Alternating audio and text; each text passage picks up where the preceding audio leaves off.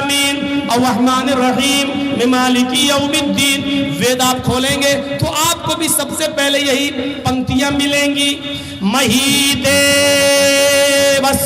सवितु परिष्टुति, महीदेवस्य सवितु परिष्टुति। महान है हमारा वो देवता जिसके लिए सारी की सारी प्रशंसा, जिसके लिए सारी की सारी तारीफ है। महान है वो हमारा देवता जिसके लिए सारी की सारी प्रशंसा और सारी की सारी तारीफ है। अल्हम्दुलिल्लाहि रब्बिल आलमीन। सारी तारीफ उस अल्लाह के लिए है जो दोनों जहान का पालने वाला है। उसके बाद दूसरा मंत्र वेद में बसुर दयामाना, वो बड़ा दयालु और कृपालु है। बसुर दयामाना, उससे ज्यादा दयालु और कृपा करने वाला कोई है ही नहीं। और रहमानिर रहीम, वो बड़ा रहम करने वाला, इंतहाई मेहरबान है, उससे ज्यादा रहम करने वाला कोई है ही नहीं। वेद के अंदर पढ़िए आप, नई सुपथराए आसमान, नई सुपथराए आसमान, सुंदर पथ रास्ता, राय चलाना आसमान। हमको हमारे फायदे और लाभ के लिए सुंदर रास्ते पर चला, हमको हमारे फायदे के लिए, लाभ के लिए सुंदर रास्ते पे चला। इहदीना सिरातल मुस्तकीम, हमको सीधे रास्ते पे चला। सुंदर पथ रास्ता, सुपथराए आसमान, हमको सुंदर रास्ते पे चला। इहदीना सिरातल मुस्तकीम, हमको सिराते मुस्तकीम पर, हमको सीधे रास्ते पर चला। मेरे भाइयों, आप देख सकते हैं वेदों में ये स्पष्ट है, वेदों में साफ अल्लाह भी आया है। कुरान की जो शुरू की आयतें वो वेदों के शुरू में इस तरीके से आई हुई हैं। वेदों में तौहीद भरी पड़ी है। यचित्तियो यो पिम्मिम्मा नस्तस्मा देवी शोरीरिशा, जो भी मांगो उससे मांगो। यचित्तियो यो पिम्मिम्मा, जो भी मांगो उससे मांगो, वही सब कुछ देने वाला है। नस्तस्मा, नहीं दे सकता है कोई दूसरा। देवीशो, देवी देवता, ऋषा तुम्हें कुछ भी, उसके अलावा कोई दूसरा देवी देवता तुम्हें कुछ भी नहीं दे सकता है। देखिए कितना स्पष्ट कह दिया। यचित्तियो यो पिम्मिम्मा नस्तस्मा देवीशो ऋषा, जो कुछ भी मांगो उससे मांगो, उसके अतिरिक्त उसके अलावा कोई भी देवी देवता तुम्हें कुछ भी नहीं दे सकता है। इसी को कुरान कहता है वला तदउ मिन दूनिल्लाहि मा ला यनफउका वला यदुर्रुक फ़इन फ़अलत फ़इन्नका इज़म मिनज़ ज़ालिमीन।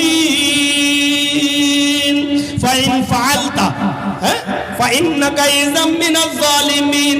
अल्लाह को छोड़कर तुम किसी और को मत पुकारो, अल्लाह को छोड़कर तुम किसी और से मत मांगो, अल्लाह को छोड़कर तुम किसी और के पास मत जाओ। वला तदउ मिन दूनिल्लाह मा ला यनफउ वला यज़ुर्रुक, वो तुम्हें न लाभ दे सकता है, न हानि, न नुकसान पहुंचा सकता है, न फायदा, न प्रॉफिट दे सकता है, न लॉस दे सकता है। वो किसी चीज का मालिक नहीं है, सिर्फ अल्लाह है और कोई भी तुम्हें कुछ भी नहीं दे सकता। फ़इन फ़अलत फ़इन्नका इज़म मिनज़ ज़ालिमीन, अगर तुम ऐसा करोगे तो जालिम करार दिए जाओगे, अगर ऐसा करोगे तो जालिमों में लिखा जाएगा तुम्हारा नाम, अगर ऐसा करोगे तो जुल्म का शिकार बन जाओगे, जालिम कहलाए जाओगे तुम। यानी अल्लाह के अलावा दूसरे से मांगोगे तो जालिम करार दिए जाओगे। ये वेदों में लिखा हुआ है कि जो कुछ मांगना है ऊपर वाले से मांगो, जो कुछ भी मांगना अल्लाह से मांगो। उसके अलावा अगर किसी और के सामने अपना दामन फैलाओगे तो जालिम लिखे जाओगे, जालिम करार दिया गया है। इसी को कुरान दूसरी जगह कहता है इन्नल्लज़ीना तदऊन मिन दूनिल्लाहि लन यख्लुकू ज़ुबाबन वलम इज्तमऊ लहू। अल्लाह को छोड़कर तुम जिनको पुकार रहे हो, जिनसे बेटा बेटी मांग रहे हो, जिनके आस्थानों पे जा रहे हो, वो सब मिलकर एक मक्खी भी पैदा करने की ताकत नहीं रखते। लन यख्लुकू ज़ुबाबन, वो एक मक्खी भी पैदा करने की ताकत नहीं रखते। एक मक्खी भी मक्खी पैदा नहीं कर सकते, इतने कमजोर है वो, मक्खी पैदा नहीं कर सकते। अरे मक्खी अगर कुछ लेके उड़ जाए तो ये सब पकड़ कर उस मक्खी से वो चीज छीन भी नहीं सकते। वइन यस्लुबहुमुज़्ज़ुबाबु शैअन ला यस्तनक़िज़ूहु मिन्हु, उससे वो चीज छीनने की, वापस लेने की भी ताकत नहीं रखते। ये इस्लाम का नजरिया है। और उधर हिंदू धर्म ने साफ कह दिया है कोई नहीं है जो तुम्हें कुछ दे सके, अल्लाह के अलावा कोई भी, ईश्वर के अलावा कोई भी देवी देवता नहीं है जो तुम्हें कुछ दे सके। एकम ब्रह्मादित्य नास्ति नास्ति किंचन, इस ब्रह्मांड का रचयिता और रचनाकार एक ही है, दूसरा नहीं है। एक और जगह ऋग्वेद में कहा अहम ब्रह्मा अस्ति, अहम सूर्य अस्ति, अहम चंद्र अस्ति, अहम इंद्र अस्ति। हम ही ब्रह्मा है, ब्रह्मांड के रचयिता और रचनाकार हम ही है। हम सूर्य अस्ति, दिन बनाने वाले और रोशनी पैदा करने वाले भी हम ही है। हम चंद्र अस्ति, रात लाने वाले और रात में रोशनी करने वाले और अंधेरा भी करने वाले हम ही है। हम इंद्र अस्ति, हम ही इंद्र हैं, सारे खजाने तुम्हें देने वाले भी हम ही है। जो कुछ भी मांगो हम ही से मांगो, हमारे अतिरिक्त, हमारे अलावा तुम्हें कोई कुछ नहीं दे सकता है। ये तौहीद भरी पड़ी है वेदों के अंदर। लेकिन ये भी कहा ओम निराकारम अस्ति निराकारम मस्त, उस ईश्वर का कोई आकार नहीं है, उसकी मूर्ति मत बनाओ, वो बगैर मूर्ति का है, उसकी कोई मूर्ति, उसकी कोई स्टैच्यू, उसका कोई मुजस्समा बना ही नहीं सकता है, वो अनस्टैच्यू है, उसका कोई स्टैच्यू नहीं बना सकता है। ओम निराकारम मस्त, वो निराकार है, उसका कोई आकार है ही नहीं है। इसलिए साष्टांग कर्तव्यति मस्तिष्क दृष्टिकोणास, लिहाजा जब भी साष्टांग करो, प्रार्थना करो, प्रे करो, इबादत करो, नमाज पढ़ो, तो अपनी नजर को साष्टांग यानी सजदे की जगह पर रख लो। ये श्रीमद् भागवत गीता में कहा जा रहा है कि अपनी नजर को, अपनी दृष्टि, अपनी आंख को साष्टांग जहां सजदा किया जाता उस जगह रख लो। अब बताइए नमाज में कहां रखा जाता अपनी नजर? सजदे की जगह पर, सजदे की जगह पर। यही बात गीता में कही गई है कि जब भी तुम प्रे करो, इबादत करो, पूजा करो, तो अपनी दृष्टि और अपनी आंख कहां रख लो? सजदे की जगह पर, सजदे की जगह पर रख लो। ये एकदम और इसी को कहा गया है उसी के अंदर योगी उज्जीत सततमात्मानं रहस्य स्थिता एकाकी चित्तात्मा निराशीर परिग्रह। जब पूजा करने खड़े हो जाओ, नमाज पढ़ने खड़े हो जाओ, इबादत के लिए खड़े हो जाओ, तो पूरे शरीर का योग कर लो, पूरे शरीर की पूजा करो, पूरे शरीर के अंग अंग की एक्सरसाइज करो। योग युज्जीत सततमात्मानं रहस्य स्थिता, और इसको हमेशा करते रहना, कभी मत छोड़ना, बराबर करते रहना, कभी मत छोड़ना। अगर एक टाइम की भी पूजा छोड़ दोगे, रहस्य स्थिता, तो धर्म से हट जाओगे, धर्म पे कायम नहीं रहोगे।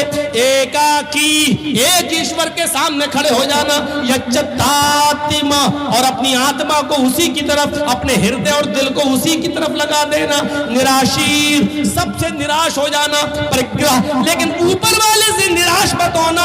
परिग्रह, ऊपर वाला ही सब कुछ देने वाला है। यानी जब नमाज पढ़ने खड़े हो, एकाकी, तो एकाकी, एक अल्लाह के सामने खड़े हो जाओ, एकाकी यच्चतात्मा, और अपनी आत्मा को, अपने हृदय को वही लगा लो। यानी नमाज में इधर उधर मत देखो, दिल ऊपर अल्लाह की तरफ लगना चाहिए। इसी को अल्लाह के नबी ने फरमाया ताबुदल्लाह कान्नका तराह, अल्लाह की इबादत जब करो तो ऐसे करो गोया कि तुम अल्लाह को देख रहे हो।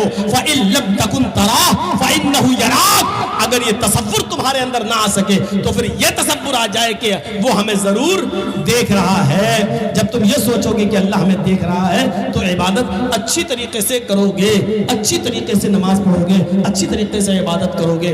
वेदों में अल्लाह का नाम, वेदों में नबी का नाम, वेदों में कुरान का नाम, वेदों में आखिरत का, कयामत इसका जिक्र वेदों में भरा पड़ा है मेरे भाइयों।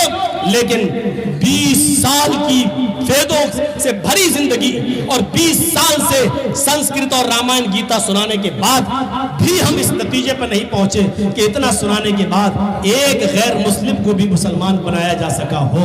मेरे प्यारे साथियों, 20 साल से वेद पढ़ रहे हैं, 20 साल से तकरीरें वेद और रामायणों पर हो रही है, लेकिन 20 साल की जिंदगी में एक भी बिहार बंगाल की सरजमीन पर एक भी आदमी ऐसा नहीं आया जो वेद और रामायण सुनकर यह कहा हो कि हम इस्लाम ला रहे हैं, हम मुसलमान हो रहे हैं। क्योंकि मेरे भाइयों, हमने सही टाइम का इंतखाब नहीं किया है। जिस वक्त हमारे गैर मुस्लिम भाई सुनना चाहते हैं उस वक्त आप सुनाना नहीं चाहते हैं। हमारे उत्तर प्रदेश में अभी तो खैर इलेक्शन का दौर है, 1 साल पर शायद प्रोग्राम नहीं हो रहा है। बम्बई वगैरह चले जाइए तो गैर मुस्लिमों के लिए जलसे होते हैं, करते हैं, तो वहाँ क्या करते हैं, उनके लिए आगे कुर्सियाँ बिछा दी जाती हैं आगे, और उनको सवाल जवाब करने की पूरी परमिशन होती है। 1 घंटा मैं बोलता हूँ, तकरीर करता हूँ, और 1 घंटे के बाद आधे घंटे का टाइम उन गैर मुस्लिमों को दिया जाता है। आपको अगर कोई सवाल करना हो तो आप सवाल कर सकते हैं। तो वो अच्छा लगता है, वहाँ सुनाया जा रहा है, वो आगे बैठे हैं, वहाँ मंत्र नंबर, पेश नंबर, सफा नंबर, कांड नंबर, सूक्त नंबर, श्लोक नंबर सब बताने में अच्छा लगता है, और फिर उनका सवाल भी होता है और उसके जवाब भी देने में अच्छा लगता है। मेरे भाइयों, यहाँ